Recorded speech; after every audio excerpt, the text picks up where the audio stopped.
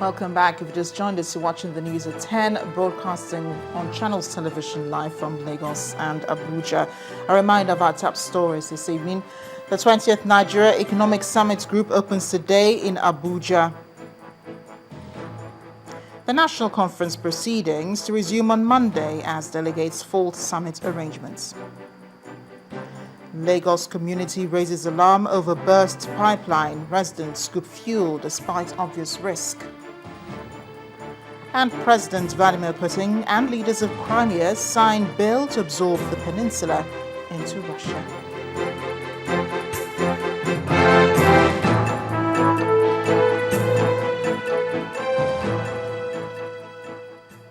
I do remember all our top stories can be found on our websites, channelstv.com and on youtube.com/channelsweb. But to get us on the move, you must visit m.channelstv.com to view us live on your mobile device. You can also download the Channels TV app for Android, iOS, and Windows phones from their respective stores. Remember, you can now interact with the Channels Eyewitness feature on our Android and Windows 8 platforms. So if you have pictures or videos to share with us, tap on the application on your device, swap to reveal the Eyewitness menu, and then follow the instructions to share your report, pictures, and your videos. Well, here are a couple of your pictures that we have received. The first is a rather pathetic one of a fatal accident on the Benin-Ore Expressway involving a Hiace bus belonging to a transport company. The witness says the bus collided with a trailer, killing no fewer than 19 persons. And this is in Moboloron Duro Street, Ajuwon, in Ifo local government area of Ogun State, southwest Nigeria, taken over by flood, making it difficult for residents to go through. Thank you for those pictures. Keep them coming and keep sending them. But staying with reports from Abuja, the national conference proceedings could not go on today as delegates merely discussed logistics and other challenges facing them. Our correspondent, Narila Sisi, who followed the proceedings today, reports.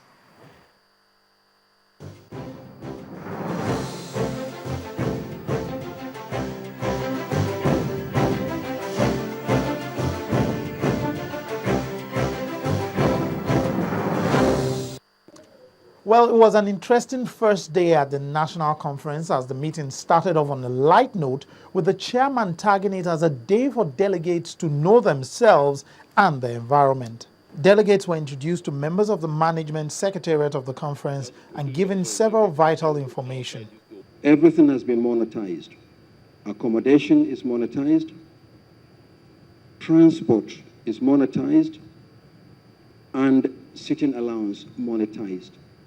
And for now, we are working on the payment of these allowances in advance for a period of 2 weeks at a time. If there is need for change, we'll communicate this to you. The session got more intense when members were allowed to express their concerns. Almost all of us need some assistance. Are we permitted to get some assistance that will assist us in the running of this comfort?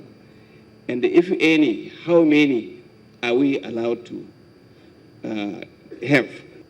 And whatsoever we are given here should just be enough to get us to do the job.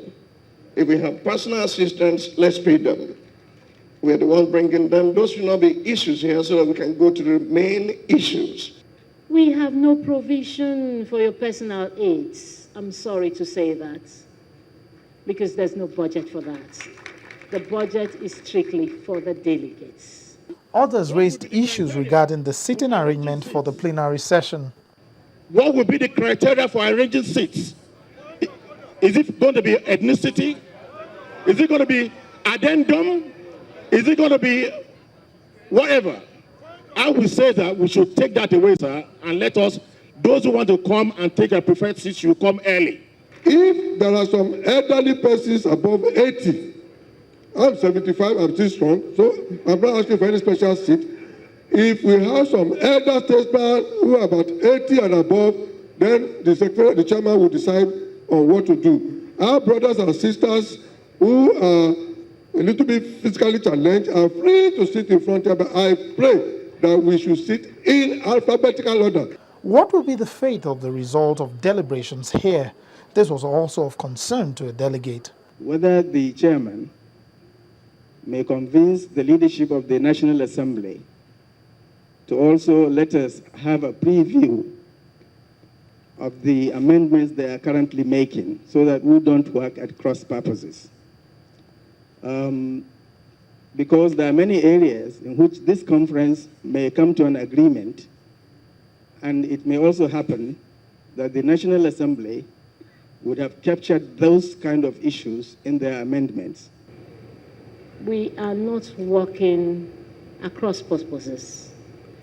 I believe it's an issue that should be left for the delegates to fashion out a framework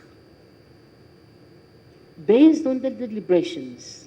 But if the delegates here decide, based on the issues that will emerge, that we want an amendment, we want a new constitution, we want issues of policies, it is the decision of the delegates. It is a national conference and not a constitutional conference. When some of these concerns were addressed, the meeting was adjourned till Monday next week. Some of the delegates spoke on their impressions of the first meeting and the short break declared. We are expected to study all these documents, rules of procedure.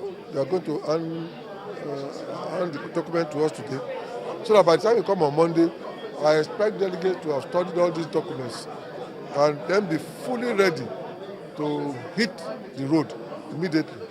One can gauge from today that people are prepared to speak for Nigeria, not particularly for their enclaves. I think for me, I think the conference is really going to be hectic, because from the little that I've heard about views of people, it's like a lot of people have different issues that border on ethnic, religious, sometimes even personal issues. Now, a lot of decisions, such as the rules that will guide the conference and the procedure the dialogue will take, are expected to be decided on Monday. For now, delegates have been informed that the plenary sessions will be from Monday to Thursday each week. This is how the first day went. I'm Lanre Lasese. Back to you in the studio. And while the delegates are going to begin real business next week in Abuja, the role of the media at the national conference came up for discussion today in Lagos.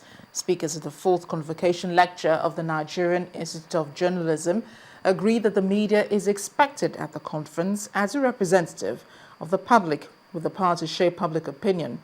The guest lecturer and chairman, Chief Executive Officer of Channels Television, Mr. John Momo, represented by the station's head of legal department, Mrs. Adeola Olumeo, notes that the media may be forced to take sides if it becomes a participant in the discussions.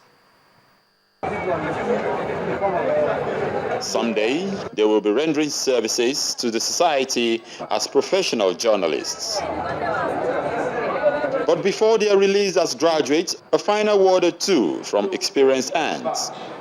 The guest lecturer at this convocation writes, a seasoned broadcaster and Chairman Chief Executive Officer of Channels Television, Mr. John Momo, represented by the head of legal at the station, had the responsibility to define the role of the media at the just inaugurated national conference. To broadcast news which will also assist Nigerians to know about the day-to-day agenda and issues in the conference. Through the media, we can provide the general public with a platform to give updates about their parts of the city, exchange their views over different issues that the society faces, and share their thoughts on a larger scale. The media is also expected to drive support for and make public activities at the debate. It's not only to galvanize total support for the national conference debate, but to also relay the deliberations of the conference to the citizenry.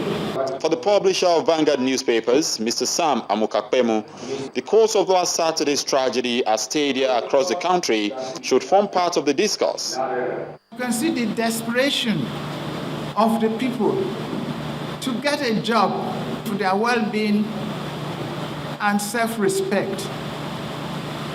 If this government has a duty at all at this conference, I think we should now return to seeing how to get Nigerians to work. As agenda setting for the national conference continues, how well the media performs its responsibilities will be up for review at the end of the conference in 3 months. Henry Ogunjimi, Channels Television News.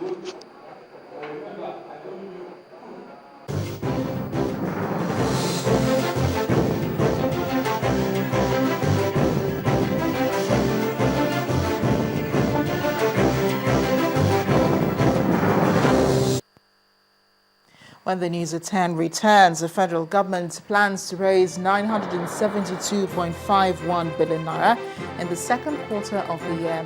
That's some business news.